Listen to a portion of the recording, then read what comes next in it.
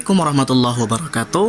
Saya Ahmad Ghazali. Insya Allah kali ini saya akan memaparkan makalah kelompok 8 dengan judul Sistem Kesenian Cirebon 1, yang mana di dalamnya terdapat kesenian diantaranya wayang kulit, kemudian wayang golek cepak, kemudian wayang wong, dan lukisan kaca di Cirebon. Wayang kulit Cirebon merupakan salah satu dari keragaman wayang yang dimiliki Indonesia bersama dengan wayang golek, klitik, dan wayang beber. Seni pertunjukan ini bukanlah hal yang baru di kawasan Indonesia. Wayang kulit telah berkembang secara signifikan dalam konteks agama Islam, terutama di Pulau Jawa, berkat peran penting Sunan Kalijaga dalam menggabungkan Islam dengan seni wayang. Bahan pembuatan karakter wayang pun diubah dari kertas menjadi kulit sapi atau kerbau untuk mematuhi prinsip Islam. Sejarah wayang kulit Cirebon memiliki akar sejarah yang erat dengan datangnya salah satu dari 9 wali songo, yakni Sunan Kalijaga di Cirebon. Sunan Kalijaga tiba di Cirebon dengan tujuan menyebarkan agama Islam, dan salah satu media yang digunakannya yakni wayang kulit. Dalam budaya Cirebon, Sunan Kalijaga diidentifikasi sebagai kidalang panggung yang merupakan tokoh penting dalam budaya pedalangan. Namun ada versi lain mengaitkannya kidalang panggung dengan Syekh Siti Jenar, bukan Sunan Kalijaga.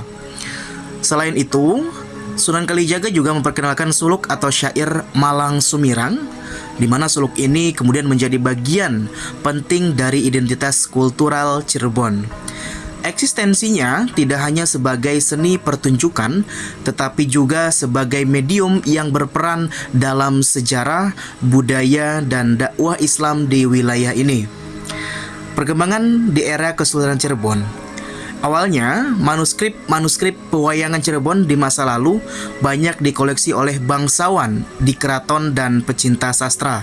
Namun pada akhir abad ke-19, pertunjukan wayang kulit Cirebon di keraton mengalami penurunan karena keterbatasan dana. Menurunnya popularitas kesenian ini dipengaruhi juga oleh pertunjukan budaya barat. Popularitas sepak bola di kalangan bangsawan Cirebon, kota yang pada masa lalu disebut sebagai Kuta Raja, juga turut menyebabkan menurunnya minat terhadap wayang kulit. Berbeda dengan di pedesaan, di mana kesenian ini tetap berperan penting dalam perayaan adat. Kesenian ini digunakan dalam ritual agama Islam seperti sunatan dan pernikahan, serta dalam acara adat seperti festival panen padi atau mapag, ruatan desa, dan nadran. Macam-macam wayang kulit Cirebon. Yang pertama ada gaya leran atau utara, yang kedua ada gaya kidulan atau selatan, yang ketiga gaya wetanan atau timur, dan yang keempat yakni gaya kulonan atau gaya barat. Nah, fungsi wayang kulit Cirebon ini ada dua fungsi. Yang pertama yakni sebagai diplomasi budaya, dan yang kedua sebagai media dakwah. Yang kedua yakni wayang golek cepak. Wayang golek cepak Cirebon adalah salah satu bentuk seni pertunjukan tradisional Indonesia yang berasal dari daerah Cirebon, Jawa Barat. Wayang golek cepak Cirebon memiliki sejarah yang kaya dan bermula pada abad ke-16. Pada awalnya, wayang golek cepak Cirebon dibawa oleh para pedagang Cina yang datang ke Cirebon. Mereka membawa boneka kayu yang kemudian dikembangkan menjadi wayang golek cepak Cirebon. Wayang golek cepak Cirebon memiliki ciri khas dengan bentuk tubuh yang lebih ramping dan kepala yang lebih kecil dibandingkan dengan wayang golek dari daerah lain di Jawa. Pada masa pemerintahan Keraton Kasepuhan Cirebon, wayang golek cepak Cirebon menjadi semakin populer. Wayang golek cepak Cirebon digunakan sebagai sarana hiburan dan juga sebagai media untuk menyampaikan pesan moral, agama, dan budaya kepada masyarakat. Selama perjalanannya, wayang golek cepak Cirebon mengalami perkembangan dan variasi dalam bentuk dan gaya pementasan. Beberapa tokoh dalam wayang golek Cirebon atau wayang golek cepak Cirebon antara lain yakni Panji, Kumbakarna, dan Semar. Masing-masing tokoh memiliki peran dan karakteristik yang berbeda-beda dalam cerita yang ditampilkan. Wayang golek Cirebon atau wayang golek Cepak Cirebon juga memiliki musik pengiring yang khas seperti kendang, saron, dan kacapi. Musik pengiring ini memberikan suasana yang lebih hidup dan mengiringi gerakan boneka dalam pementasan. Wayang golek Cepak Cirebon memiliki asal-usul yang terkait dengan perkembangan kesenian wayang di daerah Cirebon dan sekitarnya. Yang pertama, wayang golek Cepak Cirebon berkembang di wilayah Cirebon dan sekitarnya. Bentuk wayang golek Cirebon atau bentuk wayang golek Cepak hampir mirip dengan wayang golek Purwasunda, namun memiliki bentuk mahkota kepala yang rata. Wayang golek Cepak Cirebon berkembang di sekitar pantai utara Pulau Jawa, yakni dari Cirebon hingga Pekalongan. Yang ketiga, cerita-cerita yang dipentaskan dalam wayang golek Cepak Cirebon biasanya terpusat pada 3 hal, yakni tentang cerita-cerita Muslim dari Arab karangan Amir Hamzah. Yang kedua, cerita-cerita dari masa kerajaan Hindu seperti cerita Panji. Kemudian yang ketiga, yakni cerita-cerita lokal yang biasanya bersumber dari Babat. Kemudian yang keempat, wayang golek Cepak Cirebon juga memiliki pengaruh dan ajaran Islam. Para wali songo menggunakan wayang tersebut untuk menyebarkan agama dengan menyisipkan nama-nama dan lakon cerita yang bernafaskan Islam.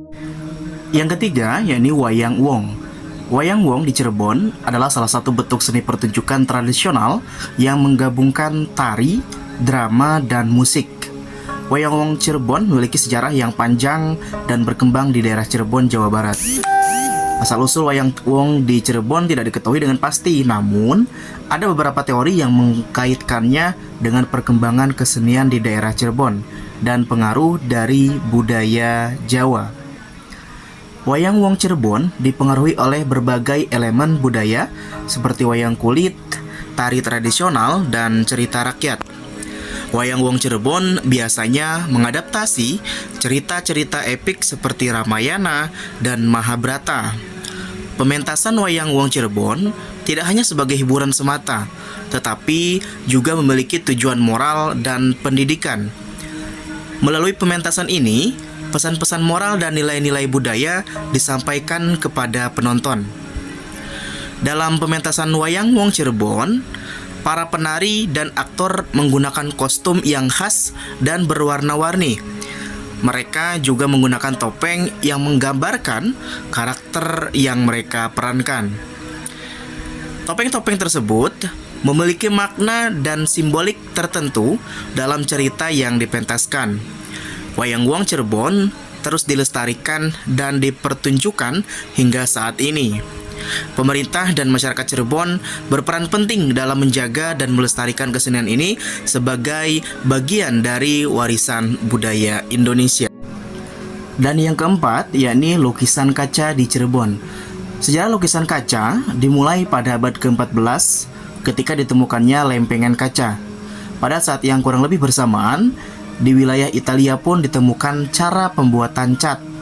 Seni lukis pun dieksplorasi dan dari sinilah seni lukis kaca lahir ke dunia. Pada abad ke-17, kaca menyebar ke benua Asia lewat Iran, India, China, Jepang, dan kemudian Indonesia. Kerajinan lukisan kaca diperkirakan pertama kali memasuki Indonesia melalui pedagang Cina yang berniaga ke daerah Cirebon. Cirebon memiliki nilai khusus karena merupakan wilayah yang memiliki pelabuhan di bagian utara Jawa. Pedagang dari Arab dan Cina banyak singgah di sana, sehingga tempat tersebut memiliki terpaan terhadap budaya luar yang tinggi. Seni lukisan kaca diperkirakan masuk ke Cirebon saat masa pemerintahan Panembahan Ratu. Terdapat perbedaan pendapat soal kapan seni lukis kaca masuk ke Indonesia. Walaupun ada yang meyakini lukisan kaca Cirebon telah ada sejak abad ke-17, tapi tidak ada bukti tertulis yang membenarkan hal tersebut. Pelukis kaca Cirebon pada zaman dahulu enggan menorehkan nama dan tahun pembuatan lukisannya. Maka hal ini membuat peneliti kesulitan untuk mengetahui tahun pasti asal lukisan kaca Cirebon. Seni lukis kaca di Cirebon utamanya digunakan sebagai media dakwah Islam. Warga Cirebon menganggap Hal ini disebabkan karena budaya seni ini menangkap pengaruh Wali Songo dalam menyebarkan agama Islam. Salah satunya yakni ciri lukisan kaca Cirebon adalah tidak memiliki gambar makhluk hidup, hewan dan manusia, seperti yang biasa muncul di lukisan-lukisan impresionisme, naturalisme atau realisme. Karena ajaran Islam melarang menggunakannya dalam gambar atau lukisan. Corak atau motif utama lukisan Cirebon biasanya berupa masjid, Ka'bah, ataupun kaligrafi ayat Al-Quran dan hadis. Seni-seni visual yang diperbolehkan Islam umumnya bercorak seni abstrak atau seperti lukisan futurisme, dadaisme, kubisme, dan lain-lain, atau seni dekorasi. Demikian yang bisa saya paparkan. Mohon maaf atas segala kekurangan. Wassalamualaikum warahmatullahi wabarakatuh.